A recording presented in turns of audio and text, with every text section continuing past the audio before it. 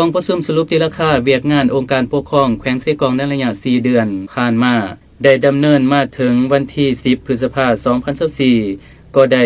อัดลงด้วยผลสำเร็จโอกาสนี้ท่านเล็กไลศรีวิไลกรรมการศูนย์กลางภาคเลขาภาคแขวงเจ้าแขวงเสกองได้ให้ทิศชี้นำหลายด้านต่อแขนงการต่างๆเอาใจใส่จะตั้งปฏิบัติให้สำเร็จโดยท่านเน้นให้เวียกงานป้องกันศาสตร์ป้องกันความสงบสืบต่อศึกษาอบรมการเมืองแนวคิดให้แก่นายและพลทหารนายและพลตำรวจอย่างเป็นระบบต่อเนื่องเน้นใส่สืบต่อรักษามูลเสือของกำลังป้องกันความสงบประชาชนกำลังป้องกันศาสตร์เสิร์ชสู้ยกให้เห็นผลงานที่พ้นเด่นในอดีตและเสริมขยายเข้าใส่เวียกงานตัวจริงในปัจจุบันเพื่อรักษาความสงบความเป็นระเบียบเรียบร้อยภายในแขวงให้พ้นเด่นขึ้นสืบต่อสกัดกั้นปัญหายาเสพติดปลุกระดมทั่วสังคมประกอบส่วนเขาในการแก้ไขปัญหายาเสพติดโดยเฉพาะเป็นการศึกษาอบรมในครอบครัวและสถาบันการศึกษาพร้อมทั้งนำใส่ศูนย์บำบัดให้เกิดประโยชน์หลายกว่าเก่าเวียกงานเศรษฐกิจการจัดเก็บรายรับให้สืบต่อปฏิบัติตามแผนหรือลื่นแผนการที่วางไว้ต้านการหัวไหลของการจัดเก็บรายรับซุ้มใส่คุ้มครองการจัดเก็บรายรับอยู่ด้านชายแดนต่างๆให้เข้าสู่ระบบโดยการหันเป็นทันสมัยและว่องไวสืบต่อปฏิบัติรายจ่ายการประกอบเอกสารให้ว่องไวเอาใจใส่คุ้มครองทรัพย์สินของรัฐโดยเฉพาะแม่นการจัดสรรคุ้มครองพาหนะต่างๆให้ถูกต้องและเหมาะสม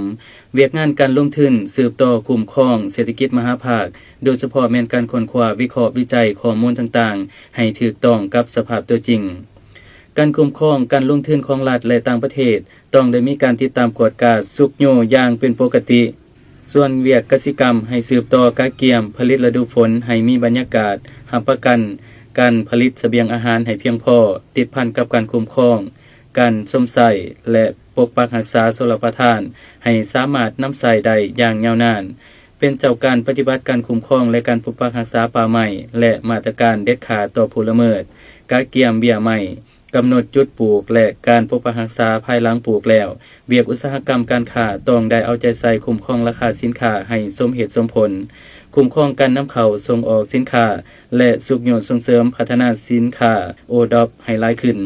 เวียกงานพลังงานบ่อแห่เป็นเจ้าการสกัดกั้นการลักลอบขุดค้นทรัพยากรแห่ธาตุให้หันเข้าสู่ระเบียบกฎหมายสืบต่อเอาใจใส่คุ้มครองติดตามสภาพสายส่งไฟฟ้าโดยเฉพาะในเขตชนบทที่มักมีไฟตกไฟมอดเวียกงานโยธาธิการและขนส่ง